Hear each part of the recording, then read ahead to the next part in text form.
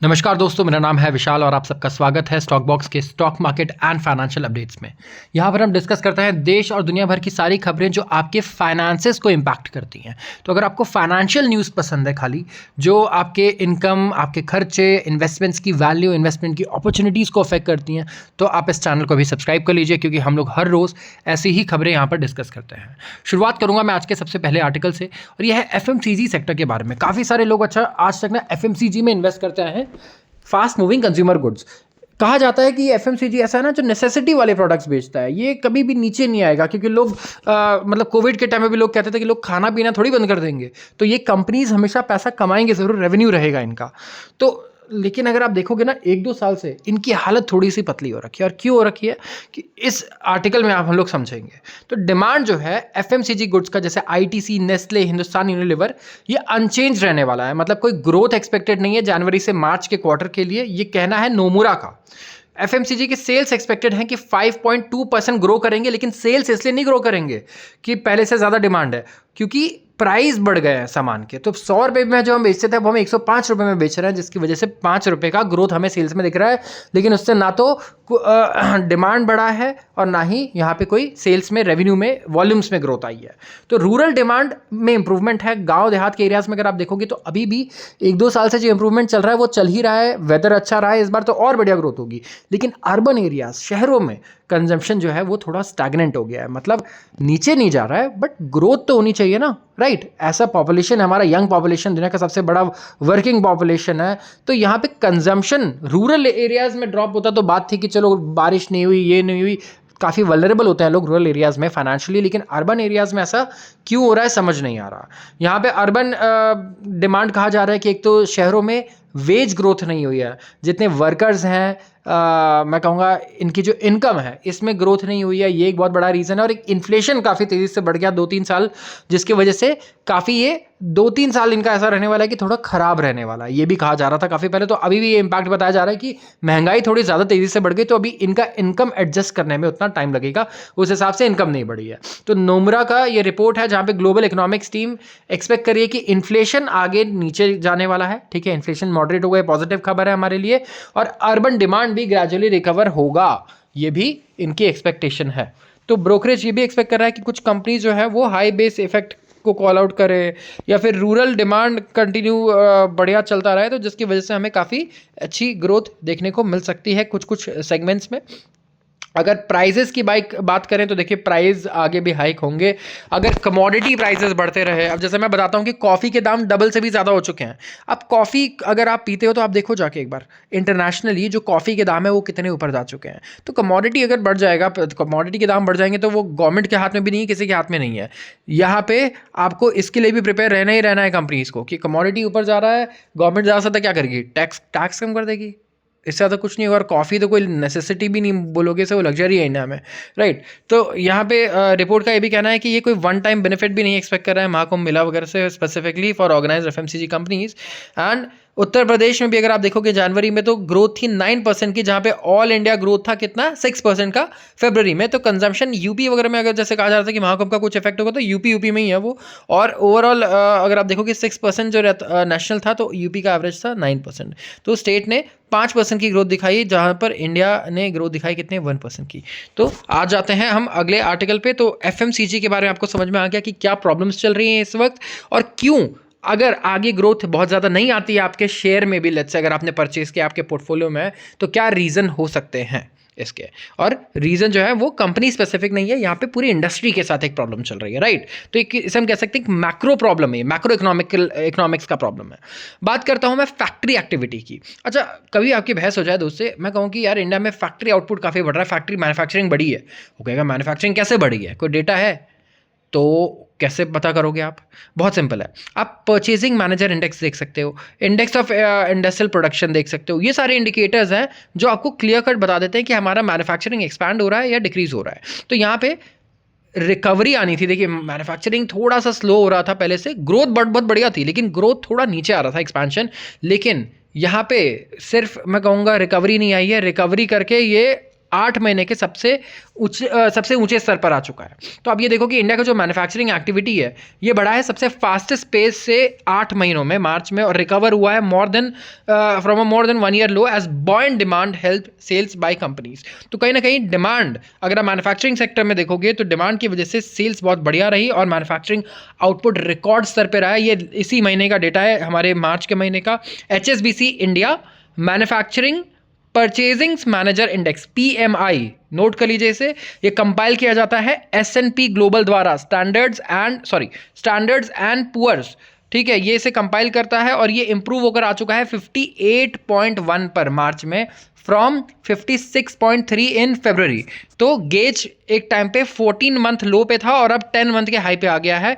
अगर ये 50 से ऊपर है ना, इसका मतलब मैन्युफैक्चरिंग एक्सपैंड कर रहा है, और 50 से नीचे चला गया तो इसका मतलब कॉन्ट्रैक्ट कर रहा है। लेकिन 50 से ऊपर भी अगर 55 है, 55 के बाद 58 हो गया, इसका मतलब पहले से और ज़्यादा एक्सपैंड कर रहा है, इसका मतलब ये है। तो और बढ़िया यहाँ पे हमें डेटा नज़र आ रहा है। तो मार्च में जो एक्सेलरेशन आया है वो बहुत बढ़िया रहा, इवन दो स्लो डाउन था इंटरनेशनल ऑर्डर ग्रोथ में, इंटरनेशनल ऑर्डर्स में ओवरऑल स्लो डाउन देखने को मिला, लेकिन बॉयंट डिमांड की वजह से कंपनीज ने अपनी इन्वेंट्री यहाँ पे खाली होते हुए देखा तो फिर से रिफिल किया है, जिसकी वजह से डिमांड काफ़ी यहाँ पे हमें बढ़िया इम्पैक्ट क्रिएट करता हुआ नज़र आ रहा है हमारे मैन्युफैक्चरिंग सेक्टर के लिए। यहाँ पे अगर आप देखोगे ओवरऑल तो स्ट्रॉन्गर इंक्रीज आया परचेजिंग प्राइजेस में, ठीक है। यहाँ पे आप ये देखोगे तो एक स्ट्रॉन्गर कंट्रीब्यूशन कहाँ से था इसमें, एक तो जो न्यू ऑर्डर्स आए, ठीक है, न्यू ऑर्डर्स इंडेक्स अगर आप देखोगे तो काफ़ी बड़े रहे हैं। तो इंटरनेशनल ऑर्डर्स थोड़े सुस्त थे, लेकिन न्यू ऑर्डर्स आए हैं बहुत अच्छे, डोमेस्टिक ही आए हैं। एंड जो मार्च था यहाँ पे टोटल सेल्स भी एक्सपैंड हुआ है to greatest extent since July 2024। तो स्ट्रॉन्ग डिमांड की वजह से इन्वेंट्रीज को फिर से फिल किया गया है एंड बिजनेस काफ़ी ऑप्टिमिस्टिक है अगर आप बात करें आगे को लेकर, अपने आगे आने वाले फ्यूचर को लेकर पे। तो मैन्युफैक्चरिंग वाले लोग मेरे ख्याल से खुशी रहेंगे, मैन्युफैक्चरिंग वाले वैसे भी दुखी नहीं है।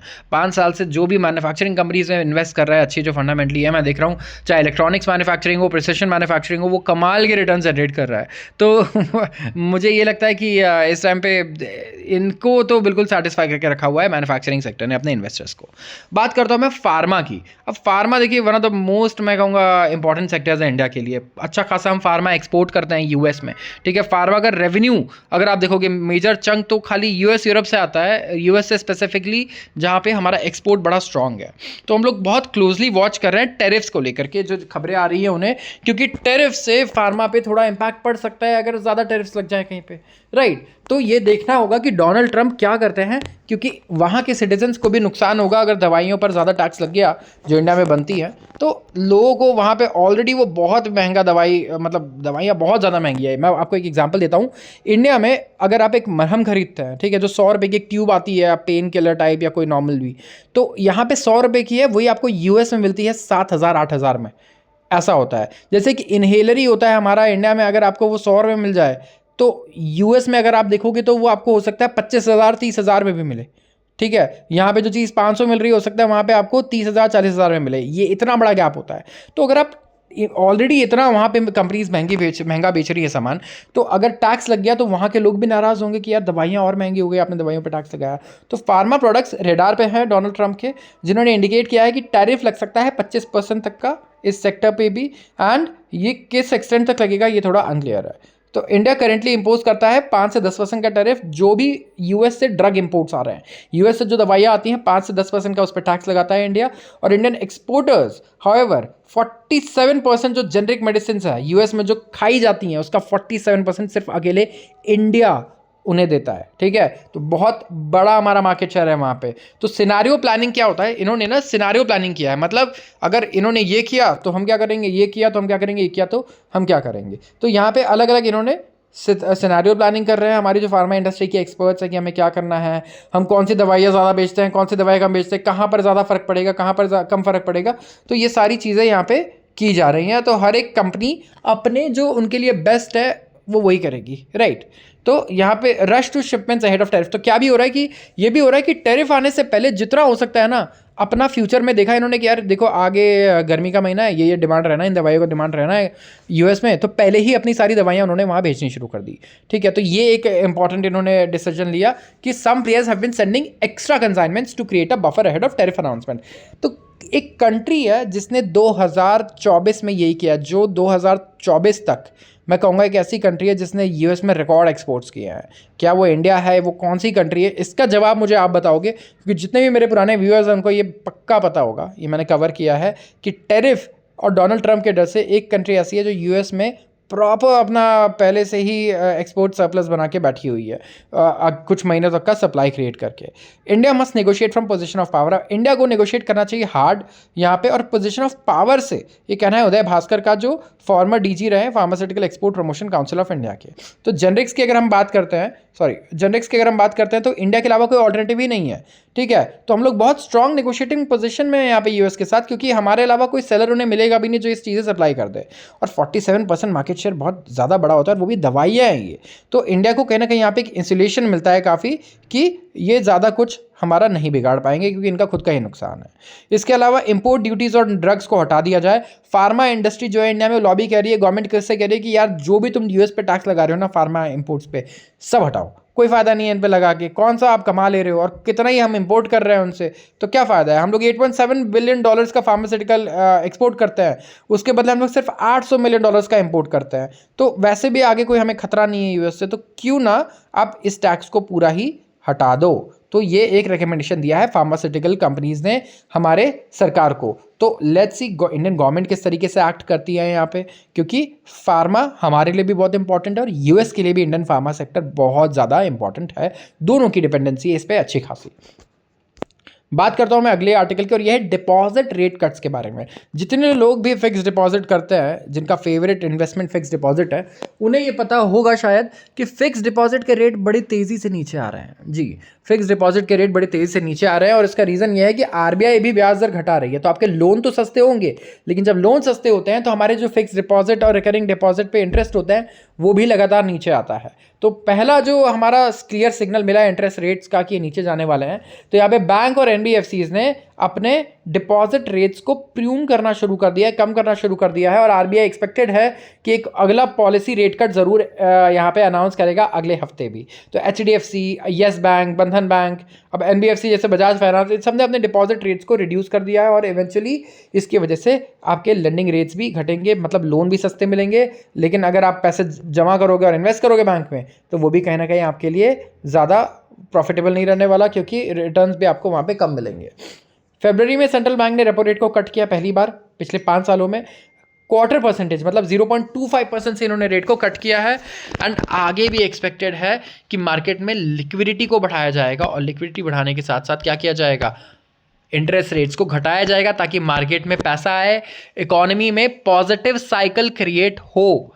ये इसका एक बड़ा रीज़न बताया जा रहा है, जिसकी वजह से आरबीआई ये स्टेप्स लेगा, और ये हम बहुत पहले से एक्सपेक्ट भी कर रहे हैं। और क्योंकि आप देखो जब भी रेट कट्स होते हैं तो इकोनॉमी में एक पॉजिटिव साइकिल भी क्रिएट होती है, और यही पॉजिटिव साइकिल आरबीआई और सरकार हमारी इकोनॉमी के लिए क्रिएट करना चाहते हैं। It's tariff war, India sets up control room. बात करते हैं टैरिफ वॉर की। अब टैरिफ वॉर, और इंडिया ने इस टैरिफ वॉर में कंट्रोल रूम सेटअप किया है। न्यू दिल्ली, इंडिया ने कंट्रोल रूम सेटअप किया है कि वो मॉनिटर करे और रेसिप्रोकल टैरिफ्स को स्टडी करे जो यूएस प्रेसिडेंट्स अनाउंस कर रहे हैं, और यहाँ पे कोई भी नी जर्क रिएक्शन ऐसा ना हो कि हमें यहाँ पे कोई नी जर्क रिएक्शन करना पड़ जाए, कुछ अचानक से जिसके लिए हम प्रिपेयर्ड नहीं और हमें रिएक्ट करना ही पड़ जाए। तो सीनियर गवर्नमेंट ऑफिशियल्स ने क्लोज वॉच रखा है डेवलपमेंट पे, और वो प्रिपेयर कर रहे हैं बहुत सारे अलग अलग सिनारियोज, ताकि वो गेज कर पाएँ कि क्या इम्पैक्ट होगा इंडियन इकोनॉमी पे अगर यूएस इस तरीके के डिसीजंस लेता है, और आगे इस तरीके से ही चीज़ें चलती हैं। यहाँ पे कोई, मैं कहूँगा, क्लैरिटी जहाँ पे नहीं होती है। तो इंडिया प्रिपेयर कर रहा है बहुत सारे सिनारियोज के लिए, और जो टैक्सेस होंगे ये सेक्टोरल होंगे या कंट्री स्पेसिफिक होंगे, ये सारी चीज़ें खैर उन्होंने तो क्लियर कर ही दी। तो इंडिया टैब्स रखेगा कि कितने टैरिफ किस तरीके से कैलकुलेट किए गए हैं और इम्पोज किए गए हैं अपने कंप्यूटर्स पे, एंड क्या कोई सेकेंडरी टैरिफ्स भी हैं। तो ट्रंप ने मंडे को कहा कि इंडिया ड्रॉप करेगा अपने टैरिफ्स को वेरी सब्सटैंशियली, एंड यहाँ पे आप ये देखिए कि ये प्रिपेयर कर रहे थे ये 2 अप्रैल को रेसिप्रोकल टैरिफ्स अनाउंस करने के लिए, जो वो कर भी चुके हैं। तो इंडिया यूएस ऑलरेडी बात कर रहा है कि बायलैटरल ट्रेड एग्रीमेंट करेगा, बीटीए, और यहाँ पे ये फ्री ट्रेड एग्रीमेंट की तरह होगा, जहाँ पे डिस्कस करेंगे कॉम्प्रिहेंसिवली हर एक जो इनके इंपोर्ट और एक्सपोर्ट आइटम्स है कि भैया इस पे टैक्स हम हटा रहे हैं, आप भी इस पे हटाओ। दोनों में हार्मनी रहनी चाहिए दोनों कंट्रीज के बीच में when it comes to trade relations. और वैसे भी चाइना के साथ क्यों ट्रेड बढ़ाना है, अब हमारे साथ काम करो, राइट। ये बात इंडिया पिच करेगा यूएस के सामने, और यूएस भी यहाँ पे कहेगा कि देखो आप जहाँ पे अनफेयर और अननेसेसरी बहुत ज़्यादा टैक्स लगा रहे हो वो आप हटाओ, जिसके लिए इंडिया भी यहाँ पे मुझे लगता है रेडी है। तो बहुत सारी चीज़ें पॉलिटिशियंस इसलिए करते हैं क्योंकि उन्हें अपने वोट बैंक को अपीज करना होता है, दिखाना होता है। एंड डोनाल्ड ट्रंप भी of course he is a politician, and वो थर्ड टर्म भी रन करने की बात कर रहे हैं कई बार। तो यहाँ पे कई चीज़ें वो करेंगे जहाँ पे वो अपीज करने के लिए करेंगे अपने वोटर्स को, बट इवेंचुअली मुझे लगता है इंडिया और यूएस जल्द ही बायलैटरल ट्रेड एग्रीमेंट्स डिस्कस कर लेंगे और साइन कर लेंगे, और मुझे लगता है आगे ट्रेड्स और बेटर ही होने हैं। क्योंकि आप देखो इंडिया पे भले ही ठीक है इन्होंने टैक्सेस लगाए हैं, बट बाकी कंट्रीज ऐसी हैं जैसे चाइना पे तो मुझे लगता है पता नहीं कितनी बार उन्होंने टैरिफ्स लगा दिए हैं।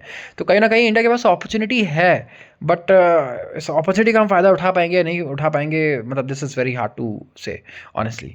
तो आज के लिए बस इतना ही। आपको क्या लगता है, आप बताओ कि क्या इंडिया के लिए यहाँ पे कुछ अपॉर्चुनिटीज़ हैं, कुछ सिल्वर लाइनिंग है? ये जितने टैक्सेस इन्होंने टैरिफ्स अनाउंस किया है कि आप इंडिया पे कुछ ऐसा मतलब या तो एग्जाम्शन वो कर सकता है यूएस अगले 1 साल में, या फिर कुछ बेनिफिट्स मार्केट कैप्चर कर सकता है जो चाइना ने डोमिनेट किया हुआ है इंडिया एज अ कंट्री या फिर हमारी इंडस्ट्रीज मिल करके। सो आप कमेंट में ज़रूर इसका आंसर कर सकते हो। तो आप सबका बहुत बहुत धन्यवाद। कल मिलते हैं फिर इसी वक्त इसी वीडियो के साथ। Thank you.